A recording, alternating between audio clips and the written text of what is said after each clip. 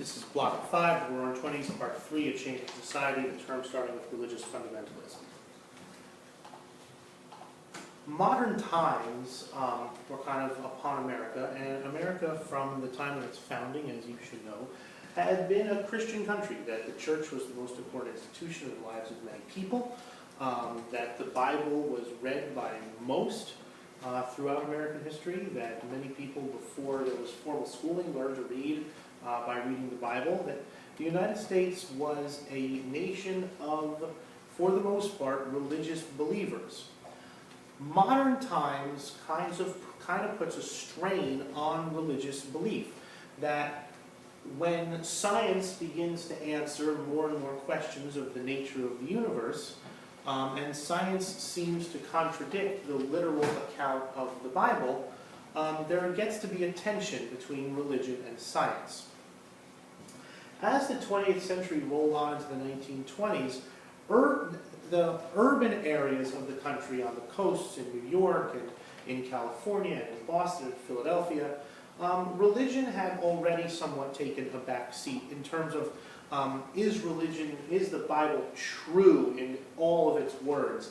But in the American heartland, literal biblical truth was still assumed, that if the Bible said it, it was true, and that was kind of the end of the story.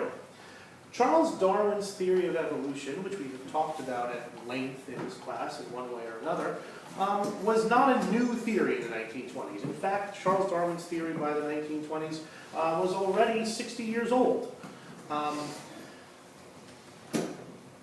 But it was the increasing pervasiveness of modern times which led to a reaction. And the reaction came to be known as fundamentalism, and in this case Christian fundamentalism.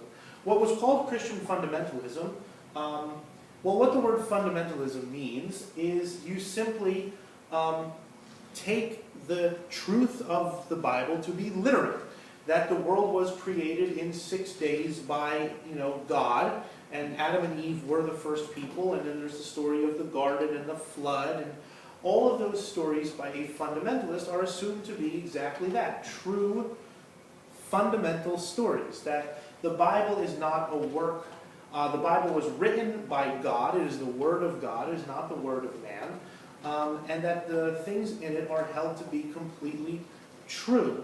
And they are not metaphorical, they are descriptive. The Garden of Eden is not a story about humanity's propensity to sin. The Garden of Eden is a story about two actual people who actually lived. And these feelings ran strong in America's heartland, especially in more conservative areas of it, like Tennessee. In 1920, I think 5, but I'm not sure. In the mid-1920s, the legislature of Tennessee passed a law to kind of protect the Christian religion, to protect what had always been assumed to be true. And the Tennessee legislature passed a law saying that the teaching of evolution, the theory of evolution, that mankind comes from lower orders of animals, that the teaching of this theory was to be illegal in the state of Tennessee. And that anybody caught teaching, anyone who worked for the state of Tennessee, whether it was a high school teacher or a college teacher, or anyone who worked for the state of Tennessee could not teach this theory in their classroom, that the schools of Tennessee were the children of Tennessee were going to be taught that the literal interpretation of creation was the true interpretation of creation. And that to teach that mankind evolved from the ape was to be made illegal in Tennessee. Well, progressively minded, modern-minded people decided to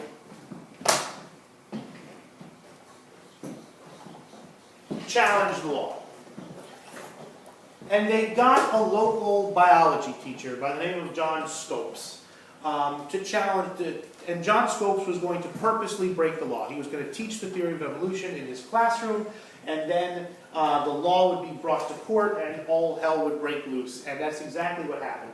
in this tiny little town of Dayton, Tennessee, which nobody in New York or Philadelphia or Washington or Boston or San Francisco had ever heard of. This tiny little town of Dayton, John Scopes taught evolutionary biology in his science classroom, and then the world just descended on Dayton, Tennessee. Most of the locals, as you can tell by this picture here, fully supported Tennessee's law banning the teaching of evolution. This is the headquarters of the Anti-Evolution League. You can see the conflict. They certainly don't mince words. It is hell and the high school.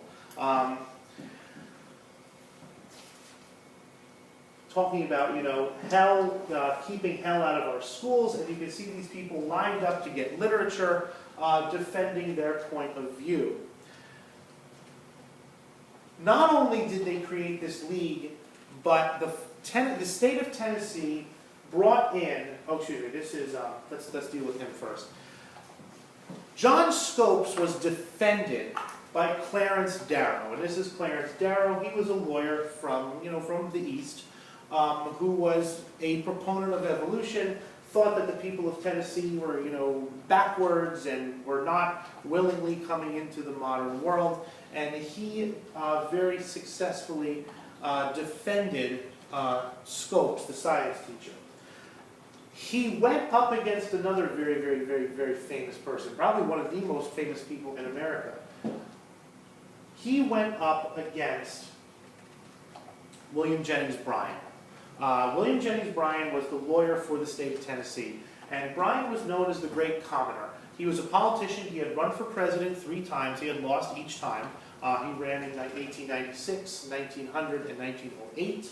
And he was famous as a champion of the common people, a champion of the farmers, a champion of the working class, a champion of traditional Jeffersonian American ideas and ideals. And it was up to William Jennings Bryan, the Great Commoner, to defend the anti-evolution sentiment of the state of Tennessee. To